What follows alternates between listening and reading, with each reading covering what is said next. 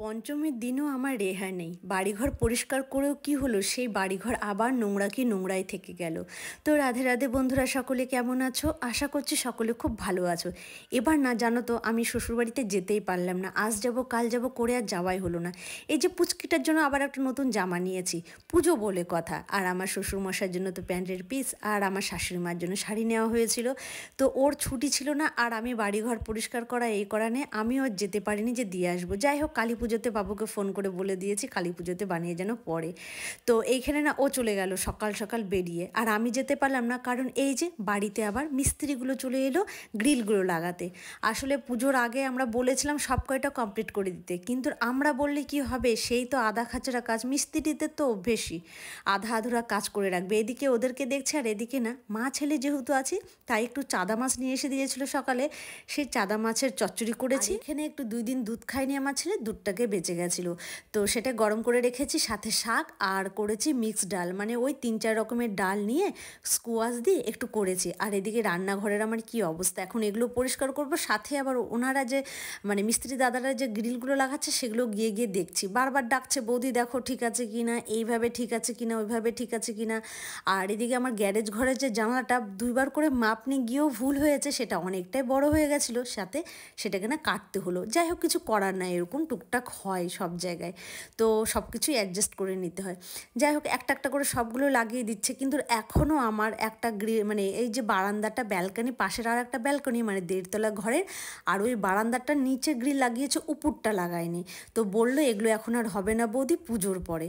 তো আর কি বলবো, কিছু বলারও নেই, কারণ স্বাভাবিক আজ পঞ্চমী, কাল থেকে ষষ্ঠী, ওনারাও তো পুজোতে এনজয় করবে, ঘোরাফেরা করবে। তা আমি বললাম দাদা তাহলে আপনি 2 দিন আগে লাগিয়ে যেতেন। আমাকে বললো কিন্তু যে পুজোর 2-3 দিন আগে লাগিয়ে দেবো, চিন্তা করো না, আর সব কয়টা কমপ্লিট করে দেবো। কিন্তু কি আর বলবো বলো, এইখানে আমার তো কিছু বলারই নেই। যাই হোক, বছরকার দিন, পুজো পার্বণের দিন, বললাম ঠিক আছে পুজোর পরে এসে কিন্তু বাকিগুলো কমপ্লিট করে দিয়ে যাবেন সবগুলো। তো বললো ঠিক আছে। আর এইদিকে যে দরজা টরজাগুলো আমি চেক করে নিচ্ছিলাম।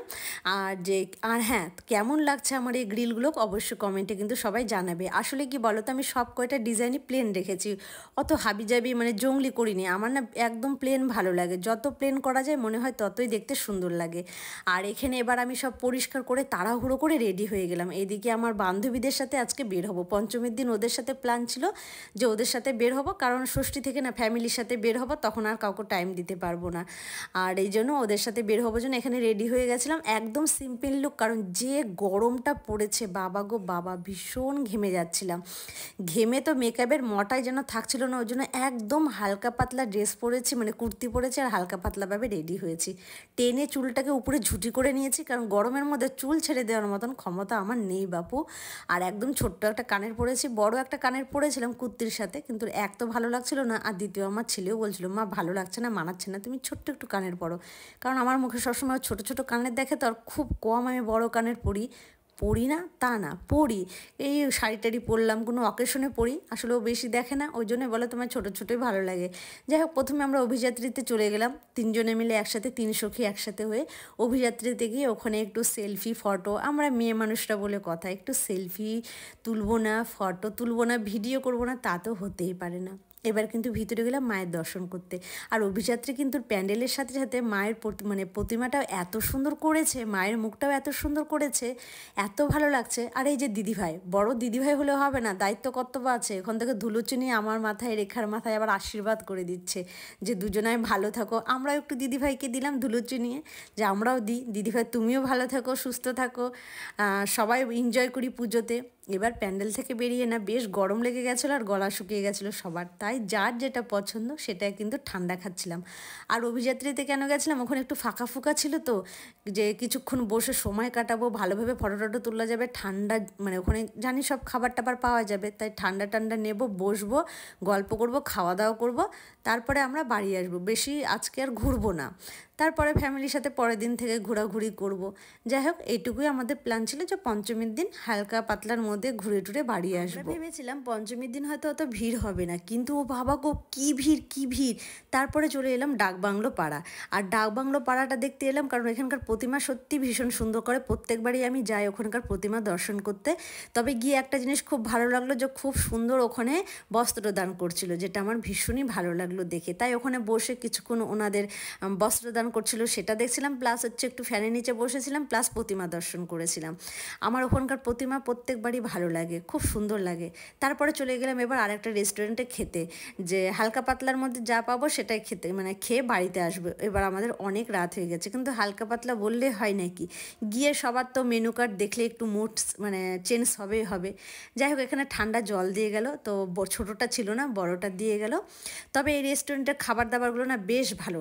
মানে এর আগে আমি পিৎজা খেয়েছিলাম, আমার এত পছন্দ হয়েছিল, তারপর থেকে আমার এই রেস্টুরেন্টের খাবার দাবারগুলো ভালো লাগে। এখানে আমরা দুইজনে মাথা চুলকাচ্ছি, কত টেনশন যে কী খাবার অর্ডার দেবো, এত কিছু আছে, কি কি মেনু অর্ডার দেবো।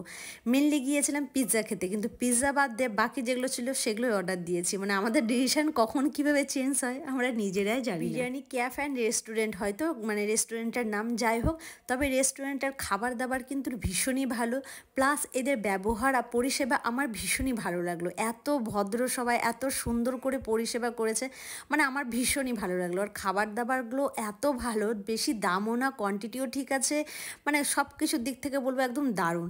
এত ভালো লেগেছে যে লাস্টে বাড়ি আসার সময় কিন্তু দিভাই এক প্যাকেট আবার চিকেনের কি একটা আইটেম যাই হোক অর্ডার করে নিয়ে এলো তার বাড়ির জন্য, যে এত ভালো লেগে গেছে। এখানে আমরা একটা প্লেট করে অর্ডার করেছি, এক প্লেট বিরিয়ানি অর্ডার করেছি, এক প্লেট ফ্রাইড রাইস অর্ডার করেছি, মিক্সড ফ্রাইড রাইস, আর একটা অর্ডার করেছিলাম চিলি চিকেন। কারণ একটা একটা করে অর্ডার করেছি, আমরা ওটাকেই সবাই 3 ভাগে ভাগ করে খাবো, তাহলে সবটাই খাওয়া হবে, ওই জন্য আমরা একটা একটা করে অর্ডার করেছি। তো যাই হোক, এখানে কিন্তু আমাদের খাবার দাবারগুলো ভীষণই ভীষণই ভালো লেগেছে। আর তার সাথে কোক থাকবে না তা তো হতেই পারে না, মানে গরমের মধ্যে এই খাবার দাবার খেয়ে একটা করে কোক খেলে খাবারটা তো হজমও হবে আর ভালো লাগবে।